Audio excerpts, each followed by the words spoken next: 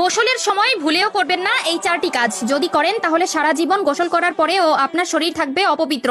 আপনার করা নামাজ, রোজা, তাসবিহ, তাহলিল, এমনকি আল্লাহর দরবারে করা কোনো ধরনের দোয়াই কবুল হবে না। বিশেষ করে যখন আপনার উপর গোসলটি ফরজ হবে, তখন তো কোনোভাবেই এই কাজগুলো করা যাবে না। কেননা গোসল যদি পবিত্রভাবে না হয়, তবে একটানা 70 বছর আপনি নামাজ পড়লেও সেই নামাজের মধ্যে এক ওয়াক্ত নামাজের ফজিলত আপনি পাবেন না, এমনকি আল্লাহর দরবারেও তা কবুল হবে না। বিশ্বনবী সাল্লাল্লাহু আলাইহি ওয়াসাল্লাম বলে গেছেন, গোসলের সময় মারাত্মক কিছু ভুল করার কারণে ব্যক্তির করা আজীবনের নামাজ আল্লাহর দরবারে কবুল হয় না। তবে ভুলগুলো মারাত্মক হলেও দেখতে দেখায় সামান্য। তাই নিজেকে একজন মুসলিম মনে করলে এই ভুলগুলো কখনোই করবেন না। কেননা গোসল আমাদের পবিত্রতার একটি অংশ এবং ইসলাম ধর্মের যে কোনো কাজ করতে হলে পবিত্রতা আবশ্যক। কি সেই চারটি ভুল জানতে হলে না টেনে দেখতে থাকুন সম্পূর্ণ ভিডিওটি এবং ভিডিওটি ছড়িয়ে দিন আপনার সকল মুসলিম ভাই ও বোনদের মধ্যে, যাতে করে তারাও এই ভুলগুলো থেকে নিজেকে শুধরে নিতে পারে, যাতে তারাও জীবনের গুনাহ থেকে বাঁচতে পারে। প্রিয় দর্শক,